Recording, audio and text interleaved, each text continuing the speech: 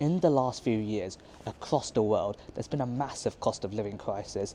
Inflation has gone through the roof and things have become even more expensive, especially in a city like London, which was already a ridiculously expensive city anyway, and now it's got even worse. So a lot of people here have been trying to cut costs wherever they can. So in this video, I thought I'd give you guys my tips on the top 3 things to do here in London. And as someone who's lived in and around London most of my life, I thought I'd be best placed to do this video. London is home to a lot of museums, and the best thing about those museums is that they're free to visit, and that's my first tip for this video. So there's loads of museums in and around central London that are free to visit. There's the Science Museum, the Natural History Museum, the V&A Museum, but in this video, I've come to the British Museum. So the British Museum is dedicated towards human history. It has over 8 million pieces of artwork, making it one of the largest museums in the world, as well as being one of the oldest. It's well over 250 years old. This is what the museum looks from the outside. It's very extravagant. Sadly, the day I'm filming this video is Boxing Day, which is a day after the Christmas, and in the UK, that's a public holiday, which means the museum is unfortunately closed. But for your imagination, here's a photo of what it looks like inside. Right, I'm done with the museum. It's now time to walk to the next location, which is about a 20-minute walk away. The second thing on my list is the British Library. It's the largest library in the UK and one of the largest libraries in the world. So you're probably thinking, why am I recommending a library? Aren't libraries just the same everywhere in the world? And yes, that's kind of true, but like I said, this is one of the largest libraries in the world. Apparently there's 200 million books in there, which is just ridiculous. Apparently every book that's made in the UK, a copy of it has to be given into the library for record keeping. So you have access to a large amount of books, and it's just a nice place to come and sit, do some work, or just like pass time. It's completely free to enter, but to get books out, you need something called a reader's pass, which is free, but you have to apply for it beforehand. Sadly, like the museum, the library is closed today, so for your imagination, here's a photo. 2 locations down, time to head to the third place, but for this, I need to jump on the tube.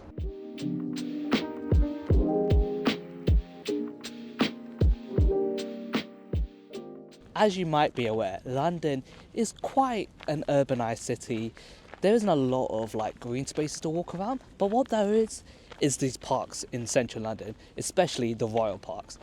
If you don't know, the Royal Parks are some of the biggest parks in London. There's about 6 or 7 of them, I think. Some examples include Hyde Park, Regent's Park, and if you venture a little bit out of central London, you've got Richmond Park, Bushy Park, and so on. Currently, I'm in Green Park, which, I'll be honest, looks very dead right now. For those of you that don't know, Green Park is the park that's next to Buckingham Palace, which you should be able to see through the trees over there. But yeah, I know it looks quite dead at the moment, there's no leaves on the trees, but I can assure you, in the summer/warmer months of the year, it's quite nice to walk around Green Park or any of the other parks in London. There's often like free events going on as well, which you can visit. In fact, I'd say this is probably one of the best free things you can do in London, especially in the summer, and that's why visiting the Royal Parks of London is third on my list. The fourth thing on my place is rooftops.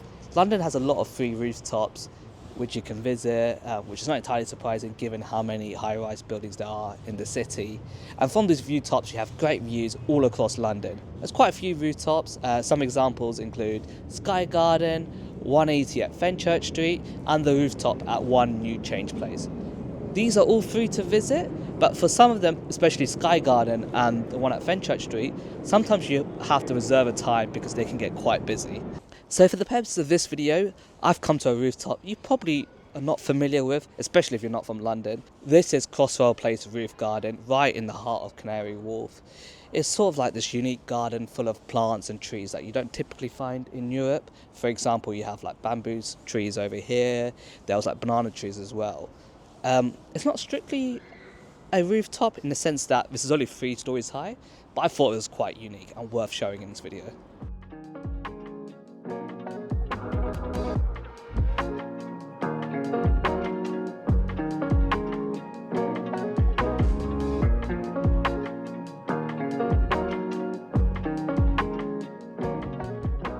The fifth and final thing on my list of 3 things to do in London is walking tours.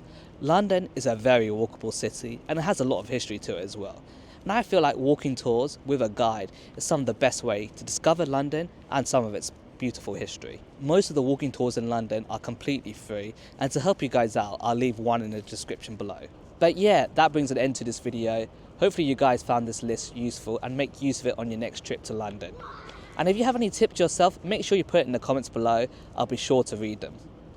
I hope you guys are doing well, stay safe, and as always, I'll see you guys in the next one.